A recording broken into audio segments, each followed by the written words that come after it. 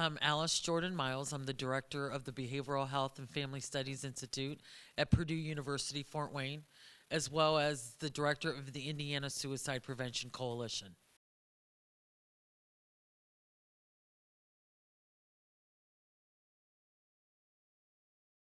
Well, what prompted me or my interest in mental health altogether is that I suffer from depression each and every day. And I felt that it was an opportunity for me to share my story, to train people of color, to train people in my community, because many times the minority community doesn't look at mental health as a valid illness. And I wanted them to see that just because you have a mental illness, it doesn't define you. It's just something that you have, just like someone who may have diabetes or someone who may have cancer. People who have mental illness or a degree of mental illness can live fruitful and contributing and have a contributing life to society.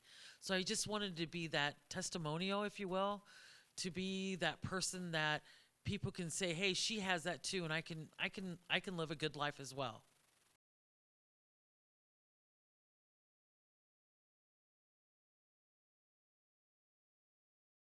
It's okay not to be okay. You know, life is tough. Life is rough out there, especially for our younger generation.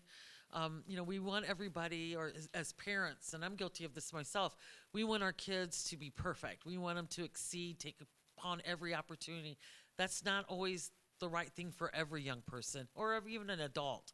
If you're struggling, it's okay not to be okay, but it's not okay not to ask for help. Sometimes, I'm amazed in the work that I do, how many people are suffering in silence. And there's so many people out there that are willing to help you, give you that listening ear, or even just to rub your back, or just to hold your hand during a time in which, it's a difficult time for you. And just know that there's people out there. We have the 1-800-273-8255 National Suicide Prevention Hotline. I mean, I just looked at my Verizon bill myself just this morning. And, I have two teenage daughters, one teenage and a little bit older. And they had over 3,000 texts between them and 2 phone calls from me. And our young people, we have crisis text lines for those who are not wanting to pick up the phone or feel uncomfortable talking on the phone. We have text lines that are there to help you. And there's chat lines through the Trevor Project. There's just so many resources that people can reach out to, not necessarily going to see a counselor or a therapist.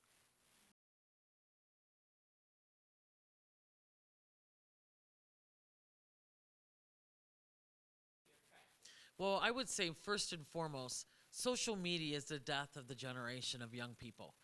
They look at social media as their lifeline of approval. And they look at Instagram, they look at Twitter, Facebook for us old people, and see how many likes or views that they've gotten, and uh, they apply their life or their acceptance in life by social media.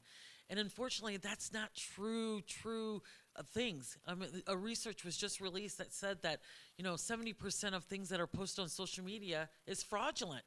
And we shouldn't hang our hat on all that stuff. Um, you know, there is help out there through social media. As I mentioned earlier, you can talk to someone via text. And, there's just so many resources out there for someone who perhaps is suffering in silence.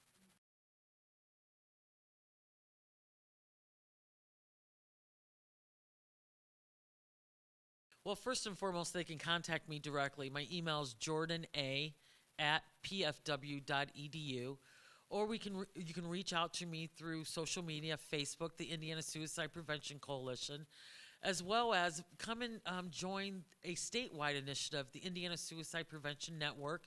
They can reach out to David Berman at Mental Health America, and volunteer your services. And one of the other things is that there's a lot of organizations that are available throughout the state that are doing coalitions, pretty much out of their living room and wanting people to volunteer, get the word out. There's Out of Darkness walks that are going on all through the month of September. Volunteer, raise money so that we are more prevention and intervention ways of helping people instead of just going to funerals.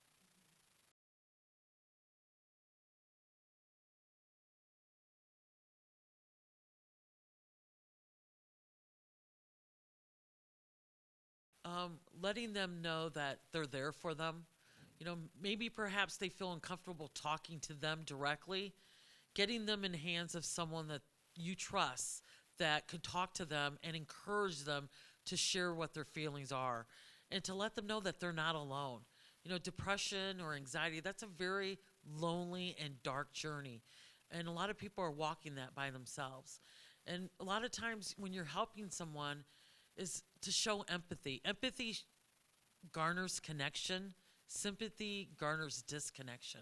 I mean, if you can't be genuine in helping someone, don't help them because you can do more damage than not. But make sure that you make someone else aware of what that person is going through so that perhaps they can reach out to them directly and get them some help.